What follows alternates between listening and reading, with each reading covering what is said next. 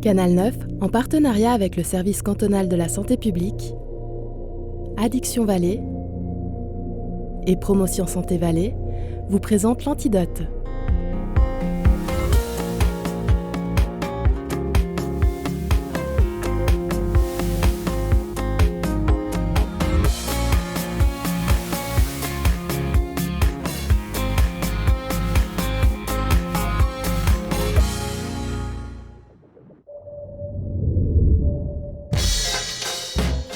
La cigarette électronique prend de l'ampleur.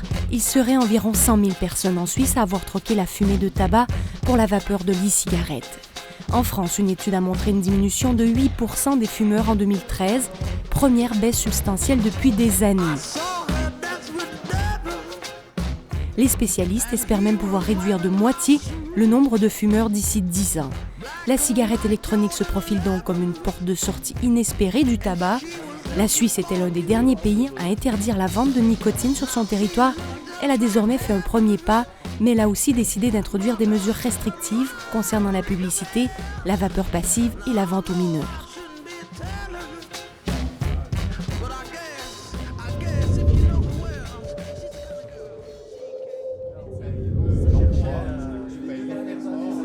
Un apéro dans une cave, quoi de plus fréquent en Valais ? Sauf qu'ici, ce n'est pas un apéro conventionnel, c'est plutôt un vapéro. Tous les participants se connaissent par des forums de discussion ou des associations de défense de la vapote. Tous sont des anciens fumeurs, convertis et convaincus par l'e-cigarette. Il y a des femmes qui ont arrêté de fumer plusieurs fois par le passé. Il y a ceux qui adorent les gadgets, les geeks qui font eux-mêmes leur liquide, les personnes qui ont besoin de soutien pour tenir le coup, les passionnés. Ce sont des e-liquides que je viens de recevoir. Alors je voulais goûter. C'est quoi les arômes ? Ah, je sais pas encore, justement. La cigarette électronique a été brevetée par un pharmacien chinois en 2005. Elle existe donc depuis 10 ans, mais elle s'est grandement popularisée ces 2 dernières années. On assiste aujourd'hui à un réel engouement des fumeurs de tabac qui troquent la clope pour le mode. Ce sont eux qui ont contribué avec le bouche à oreille au développement de la vapote. Guillaume Laval est membre fondateur d'une association de consommateurs pour faire entendre la voix des vapoteurs auprès des autorités et du public. C'est lui qui a lancé l'idée des vapéros en Valais. Les vapéros, l'avantage c'est surtout de rencontrer des gens, donc de passer un moment convivial.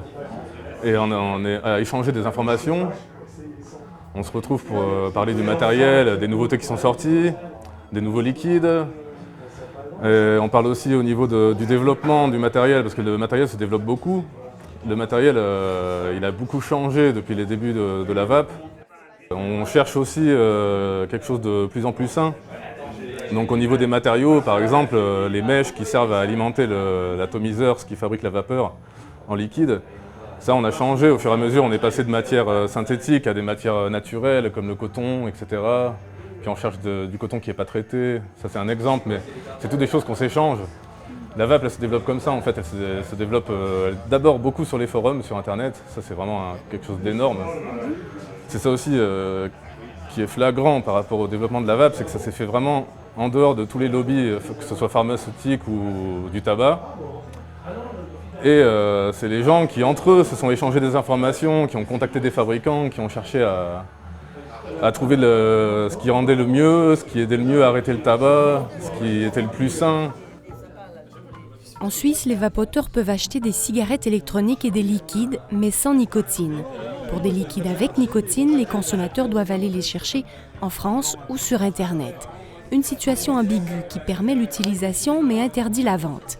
Le Conseil fédéral a donc voulu clarifier la situation et a profité d'une révision de la loi sur les produits du tabac pour légaliser la vente de nicotine et assimiler la cigarette électronique à un produit du tabac.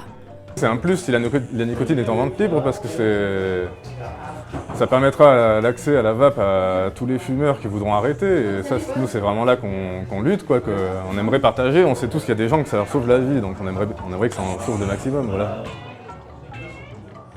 Le Conseil fédéral a suivi les recommandations d'un groupe d'une 40aine d'experts en tabacologie réunis dans une étude menée à la Polyclinique médicale de Lausanne par l'équipe du professeur Jacques Cornu. Pour les autorités politiques et les experts scientifiques, le défi était de taille. Il fallait prendre des mesures et des décisions alors que les données actuelles ne sont pas suffisantes pour être sûr que l'e-cigarette est efficace pour arrêter de fumer et qu'elle est inoffensive sur le long terme. De toute manière, pour le fumeur qui fume la cigarette de tabac, quelle que soit sa marque, ici, il a ça de risque, cancer du poumon, maladie cardiaque, cataracte, osteoporose. On se met dans la cigarette électronique, du moment qu'il n'y a plus de tabac qui se consomme, qui brûle, on pense à ça. Mais il y a peut-être un petit risque, qui n'est peut-être pas nul, mais il a considérablement diminué son risque, il n'y a pas de doute. Mais formellement, on ne peut pas dire actuellement à un non-fumeur, s'il se met à vapoter, qu'il vapotera sans risque pour sa santé. Ça, c'est le principe de précaution. Par contre, ça c'est pour le non-fumeur. Pour le fumeur, on lui dira ça c'est le principe de prévention.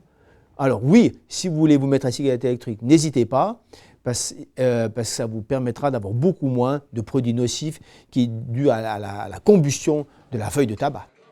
Les experts sont donc partis du principe que pour un fumeur, passer à l'e-cigarette pouvait être un réel bénéfice. On sait aujourd'hui qu'une personne sur 2 qui n'arrête pas de fumer va décéder du tabagisme. 8000 personnes en meurent chaque année en Suisse. On sait aussi que de fumer la cigarette de tabac entraîne l'une des plus fortes dépendances. La nicotine, c'est l'occasion de rappeler, ce n'est pas elle qui crée le cancer, ce n'est pas elle qui crée les maladies cardiaques, mais elle crée évidemment une très forte dépendance. Certains drogués ou toxicomanes à l'héroïne disent que le sevrage psychologique de la nicotine est tout aussi fort que le sevrage psychologique à l'héroïne. Je ne parle pas du sevrage physique. Le sevrage physique à la nicotine, on a un peu de nervosité, mais enfin, ce n'est pas dramatique, c'est psychologique, on a besoin. Aujourd'hui, une personne qui veut arrêter de fumer dispose de techniques médicales reconnues qui peuvent l'aider, comme les substituts nicotiniques. Mais le taux de réussite est seulement de 20 à 30 %. Pour les 70 autres % de gens qui veulent arrêter de fumer, c'est l'échec. Aucune donnée scientifique ne montre que l'e-cigarette est plus efficace que les moyens traditionnels. Mais sur le terrain, les observations des spécialistes laissent à croire que oui, elle peut être une porte de sortie du tabac. Les fumeurs n'ont en tout cas pas attendu les études pour s'y mettre. Ils sont de plus en plus nombreux à demander conseil à leur médecin pour passer à l'e-cigarette. Mais en l'absence de données cliniques, ceux-ci ne savent pas comment les aider. Quelle quantité de nicotine leur prescrire, à quelle fréquence l'utiliser. Les patients sont un petit peu livrés à eux-mêmes lorsqu'ils veulent essayer l'e-cigarette. Il n'y a pas de recommandation claire. Alors, il n'y a pas de recommandation claire, vous avez raison, mais quand même, moi ce que je leur dis, allez sur Internet, allez sur les réseaux sociaux. Il y a beaucoup de gens qui vont vous donner des conseils et la responsabilité, c'est celui qui le donne, mais médicalement, moi je ne peux pas dire de manière claire comment il faut arrêter de fumer avec la cigarette électronique. On n'a pas de données, mais j'essaie de leur donner des moyens quand même d'avoir quelques aides, parce qu'il y a, vous savez, c'est un mouvement spectaculaire de type, comme on dit, bottom-up, donc de bas en haut, qui est assez spectaculaire actuellement, et il y a beaucoup d'ex-fumeurs qui pourront peut-être bien expliquer à ceux qui vont arrêter de fumer avec la cigarette électronique comment s'y prendre. Je ne vous cache pas que d'ailleurs, nous, on va commencer à solliciter ces gens-là pour avoir un peu, de manière consensuelle aussi, quelques conseils. Mais voilà où on en est actuellement. À la clinique de pneumologie de Crans-Montana, le docteur Jean-Georges Frey propose tout de même l'e-cigarette, mais pas n'importe qui. Il vise des patients qui sont dans l'impasse, qui vont mal, qui n'arrivent pas à arrêter avec les moyens conventionnels. Le pneumologue va à l'encontre de la position de la Société suisse de pneumologie qui voulait carrément interdire la cigarette électronique. Il y a beaucoup de gens que vous avez transférés, que vous avez proposé la cigarette électronique? Parce que si vous prenez la plupart des pneumologues, et la prise de position de la Société suisse de pneumologie est très dure. Elle dit « niet, pas question, on ne sait pas ce que c'est.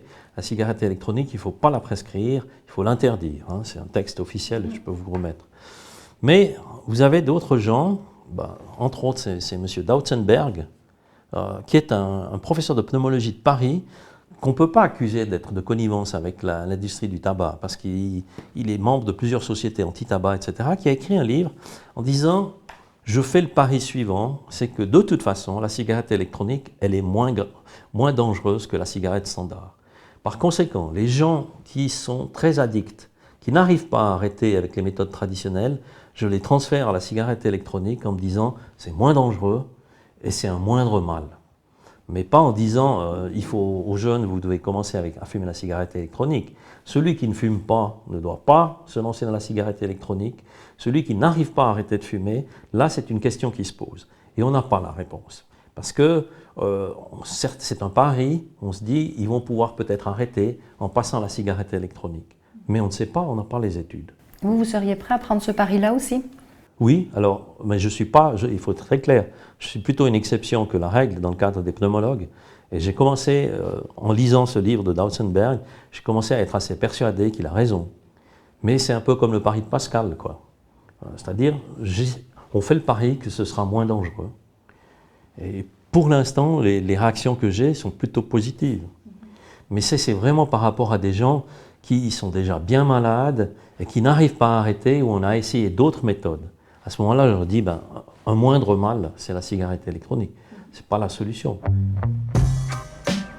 Sur le terrain, la cigarette électronique est parfois perçue comme la solution pour les personnes qui sont en quête de sevrage.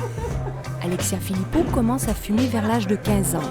Elle consacre une bonne dizaine d'années à essayer d'arrêter en passant par plusieurs méthodes. Les patchs, les gommes à mâcher, l'acupuncture, l'hypnose. L'odeur de la cigarette la dégoûte, mais elle continue. Je suis venue à la cigarette électronique parce que j'étais dégoûtée du goût de la cigarette et puis de l'odeur. Malgré tout, ce dégoût n'était pas assez fort pour renoncer à la cigarette. Voilà, donc un ami m'a proposé de passer à la cigarette électronique et j'ai essayé et j'ai trouvé ça pas mal. Ça vous a permis d'arrêter complètement? Alors, j'avais pas du tout la volonté d'arrêter de fumer à ce moment-là. Je voulais juste me débarrasser et du goût et de l'odeur. Et puis petit à petit, je me suis rendu compte que c'était pas forcément la nicotine dont j'avais besoin, mais j'avais un problème de gestuelle. Et la cigarette électronique a été une très bonne béquille. Un ami lui offre sa panoplie de cigarettes électroniques il y a environ 7 mois. Alexia vapote pendant 3 mois. Au bout de 3 mois, mais sans volonté de dire stop à la cigarette, un beau jour, je me suis retrouvée avec une cigarette électronique qui n'avait plus de batterie.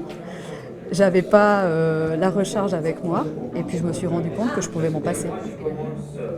Pour considérer qu'un sevrage de tabac est vraiment réussi, les spécialistes estiment qu'il faut avoir arrêté de fumer durant au moins 12 mois. Alexia n'est donc pas au bout de ses peines, surtout qu'elle a connu plusieurs rechutes auparavant. La rechute, elle arrive toujours dans un moment de stress chez moi. Alors c'est un stress qui peut être lié à une situation privée, une situation professionnelle, mais ça a toujours été à la suite d'un stress. Et là, vous croyez que c'est bon? Si vous avez une situation de stress, qu'est-ce que vous allez faire? Malheureusement, pour mon cas, je pense que je ne serai jamais guérie de la cigarette. J'aurai toujours envie, mais je crois que la plupart des fumeurs auront toujours envie. Après, c'est une question de volonté de dire non, je ne retouche pas. Vous pourriez vous dire, si j'ai un moment de stress, je prends une cigarette électronique? Oui, ça oui. Si je dois rechuter, je choisirais plutôt la cigarette électronique, tout simplement parce que la cigarette me dégoûte. La cigarette électronique lui a pour l'instant permis de se défaire de la gestuelle, de la dépendance psychologique liée à des habitudes, après un repas ou durant un apéro par exemple. Dans son cas, c'est sans nicotine qu'elle a vapoté, mais la plupart des personnes rencontrées durant ce reportage vapotaient avec nicotine. C'est le cas de Guillaume Laval du Vapéro, qui a toutefois pu diminuer le taux de nicotine au fil des mois. Dans la vape, ce côté addictif, il est moins présent. La manière d'inhaler, vu que c'est une vapeur sans combustion, la nicotine, elle est moins addictive. Donc c'est beaucoup plus facile de baisser son taux de nicotine que par exemple de passer d'une cigarette normale à une cigarette light, à une ultra light. Moi, j'y arrivais pas, ça par exemple. Alors qu'avec la vape, j'ai réussi à passer de 18 mg à 16, ensuite à 12. Maintenant, je vape à 6 mg et certaines fois à 0 mg, je vape certains liquides avec 0 nicotine. Donc ça, c'est vraiment un signe que ça aide beaucoup plus à arrêter. Alors il y a beaucoup de gens quand même qui arrêtent aussi complètement la vape après, qui sortent qui consomment plus rien du tout.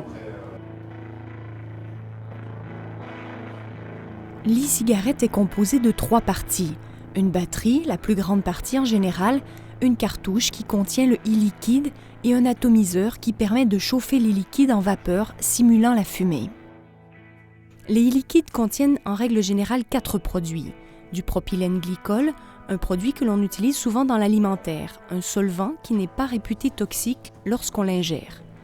Des arômes, de l'alcool et de la nicotine.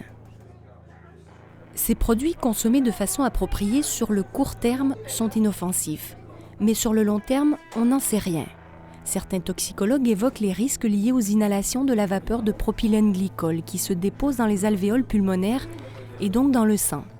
Cette vapeur peut contenir des produits cancérigènes comme des aldéhydes. Ils craignent aussi que les liquides contiennent des impuretés comme des métaux lourds ou des antioxydants. Malgré tout, la vapeur a un avantage inestimable sur la cigarette. Elle ne contient pas de goudron ni de monoxyde de carbone. C'est une très bonne chose qu'il n'y ait pas du monoxyde de carbone. C'est un argument pour l'e-cigarette. Monoxyde de carbone, dans une cigarette traditionnelle, il va se fixer sur la molécule d'hémoglobine et il va chasser l'oxygène. Et si vous prenez des gros fumeurs, ils ont jusqu'à 10% de leur hémoglobine qui est chargée en monoxyde de carbone à la place de l'oxygène.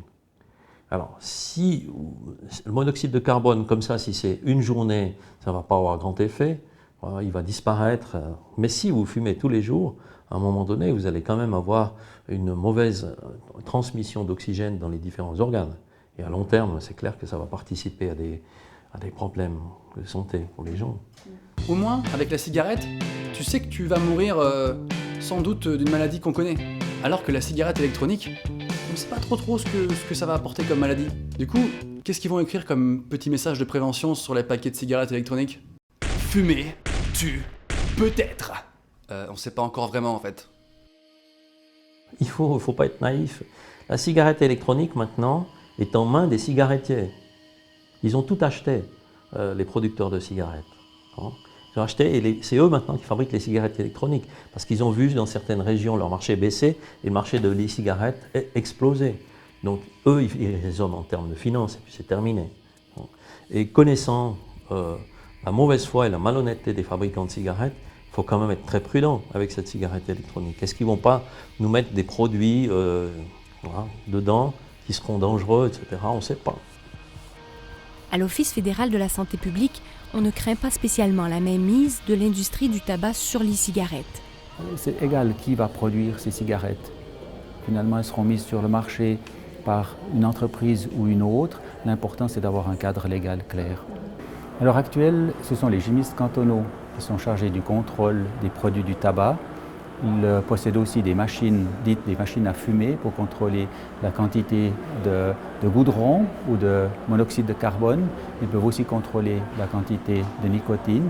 Eh bien, à l'avenir, ce seront aussi les chimistes cantonaux qui seront chargés de ce contrôle et qui pourront prélever des échantillons par pointage et en vérifier le contenu et l'étiquetage. Le Conseil fédéral a certes accepté de libéraliser la vente de nicotine, sachant que des contrôles des liquides et des vapeurs seront effectués par les chimistes cantonaux. Mais avant tout, les autorités voulaient protéger les jeunes en interdisant la vente aux mineurs. Alors c'est important d'avoir des mesures qui protègent la jeunesse. On sait que pour la cigarette traditionnelle, plus de 50% des jeunes qui commencent à fumer avant 18 ans deviennent ensuite des fumeurs habituels. Et on sait que le 80% des fumeurs commencent avant 20 ans. Et ça, c'est très important de voir que notre jeunesse est exposée à ces produits. Et l'objectif de cette loi, c'est aussi de les protéger. Nous sommes au Collège des Creusets. Sur les 1200 élèves, une bonne centaine fument régulièrement. Et depuis l'année dernière, une nouvelle mode est apparue, celle de la vapote. Elle a en tout cas séduit ces 3 jeunes. Ça, je pense, c'est le gros argument qu'ils ont parce que ça va de l'arôme à l'absinthe, pop-corn au beurre, avec les classiques à la menthe, sans arôme du tout. Dès qu'ils sont faits exprès pour faire de la fumée, il y a une quantité énorme. On trouve des sites qui viennent d'un peu tous les pays, tous les prix, il y a un choix qui est énorme. Qu'est-ce que vous avez là par exemple, les 3 ? Alors moi, c'est brioche à la cannelle, parce que je suis un petit gourmand. Moi j'ai un mélange entre coca et chanvre. Chanvre et suisse. Moi c'est moins original, je suis juste à la pomme là.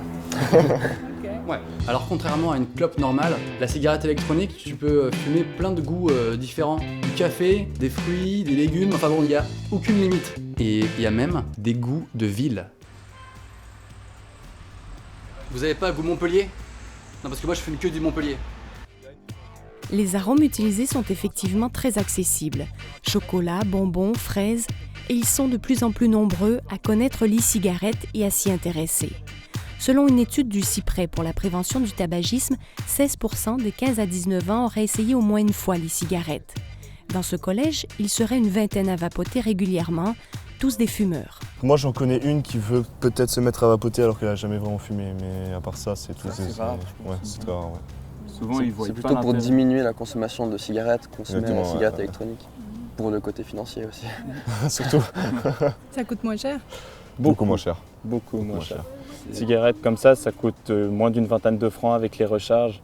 C'est des petites fioles d'une vingtaine de millilitres qui coûtent 3 ou 4 euros. Et qui durent 2 semaines. Au moins 2 semaines. Au moins 2 semaines, ouais. Vous vapotez avec nicotine? Moi sans. Actuellement sans, de temps en temps j'ai encore quelques arômes pour changer. Mais plutôt sans, parce que le plaisir il reste quasiment le même. Exactement. Et puis ça sert pas à grand chose de déplacer l'addiction de la cigarette avec la cigarette électronique, donc de rester accro à la nicotine. Le but c'est de décrocher, de garder le même mouvement, puis c'est juste un geste, on oublie qu'on a envie de fumer en fait. Moi il y a des jours où j'en fume plus que 4 des cigarettes normales. Alors qu'avant? Alors qu'avant j'en étais pratiquement à 18. Donc voilà.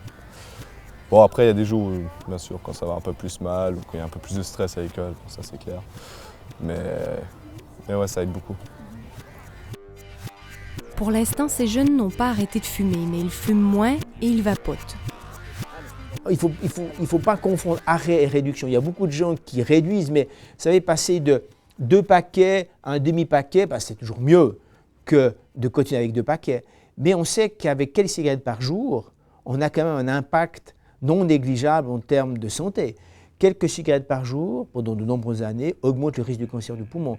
Il n'y a pas, contrairement à l'alcool, un seuil où 1 à 2 cigarettes par jour serait inoffensif. Ça n'existe pas. Donc on dit aux gens, écoutez, vous diminuez votre risque si vous réduisez, mais vous ne l'annulez pas complètement. Toujours son petit grain de sel à rajouter. La cigarette électronique va-t-elle permettre à ces jeunes d'arrêter complètement de fumer? Est-elle juste une mode passagère pour économiser? Une nouvelle habitude qui s'ajoute à celle de fumer? On n'en sait rien pour l'instant. Mais une étude récente menée en France a montré que les jeunes vapotent de plus en plus dans l'Hexagone et que cette pratique s'accompagne d'une diminution considérable de la consommation de cigarettes traditionnelles. La proportion de fumeurs chez les 12-15 ans a été divisée par 2. François Mabillard est convaincu que l'e-cigarette peut aider les jeunes à moins fumer, comme les plus âgés d'ailleurs, qui fument depuis 30 ou 40 ans. Lui-même a réussi à arrêter de fumer avec la vapote, un petit miracle qui l'a convaincu à ouvrir son propre magasin et à conseiller les gens. Vous avez que des fumeurs ou il y a aussi des jeunes qui viennent essayer? Moi, ma politique, c'est pas de vendre aux jeunes, donc je ne vends pas en dessous de 18 ans. Donc ça, c'est moi qui l'ai décidé. La loi m'autorise, mais moi, j'ai décidé de ne pas le faire. J'ai très peu de jeunes. J'ai par contre beaucoup de gens entre 20 et 35 ans qui, eux, ont remarqué que la cigarette leur faisait beaucoup d'effets et eux aimeraient bien arrêter assez vite. J'ai beaucoup de personnes âgées qui viennent sur conseil de leur pneumologue. J'ai un pneumologue que je ne connais pas à Sion qui m'envoie beaucoup de clients. Des dames âgées, j'ai une dame de Neuchâtel qui a commencé, qui ne touche plus du tout de cigarettes. Une autre cliente qui a 55 ans, fumait 3 paquets par jour, elle est à 3 cigarettes par jour. Donc je pense que déjà à ce côté-là, on est bien. Nicole Panchard est l'une de ses clientes régulières. Fumeuse depuis 30 ans, elle se dit en période de transition, c'est-à-dire qu'elle vapote depuis 3 mois, mais elle ne s'estime pas sevrée pour autant. C'est des amis qui m'en ont parlé, j'ai lu des articles là-dessus, comme tout le monde je suis allée sur internet, enfin bref, j'ai fait tout le parcours. Et c'est vrai qu'à quelque part, pour moi je me suis dit, essayons. Après j'ai 2 amis qui ont arrêté complètement de fumer et même la vapote, en vapotant. Donc je me suis dit, mais je ne suis pas plus bête qu'une autre. Lars Brouwer a fait le même parcours, sauf que lui s'est mis à collectionner les cigarettes électroniques. Il s'est tourné vers les cigarettes par curiosité, fasciné par les vaporettes et par les aspects techniques. Il nous invite chez lui pour nous montrer sa collection. Il y a certaines qui produisent plus de vapeur, il y en a d'autres qui a peut-être un peu plus de goût, moins de fumée. Donc voilà, c'est comme les cigarettes, il y a plusieurs sortes. Et puis du coup, je me suis gentiment mis à collectionner. Bon, je m'amuse à faire même résistance au lieu de les acheter, donc c'est encore moins cher. De toute façon, c'est moins cher. Bon, j'ai fait ma collection, vous allez me dire, ouais, t'as dépensé. Oui, mais ça, on dépense une fois.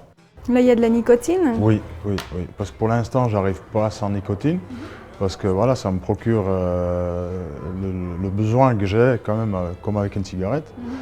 Mais voilà, la nicotine, quand on en a assez, après on arrête. Lars Brouwer doit pour l'instant acheter ses liquides avec nicotine sur Internet. La nouvelle loi lui permettra d'ici 4 ans de se les procurer partout en Suisse. Pour des gens comme Lars, Benoît, Kim, Baptiste, Nicole, François ou Guillaume, la cigarette électronique a remporté une première victoire sur le tabac. Seront-ils aussi arrêtés de vapoter? Auront-ils des rechutes? Il faudra attendre encore quelques années pour savoir si la cigarette électronique est vraiment efficace pour arrêter de fumer.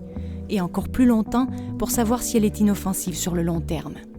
Les spécialistes font toutefois aujourd'hui le pari que la cigarette électronique a bel et bien un rôle à jouer dans notre société et qu'il est en tout cas moins pire que le tabac. Le Conseil fédéral prend toutefois ses précautions. Il est beaucoup trop prudent selon les associations de vapoteurs. Les nouvelles dispositions sur les produits du tabac entreront en vigueur d'ici 2 à 4 ans. Il reste donc beaucoup de temps avant de voir la vente de cigarettes électroniques avec nicotine en Suisse.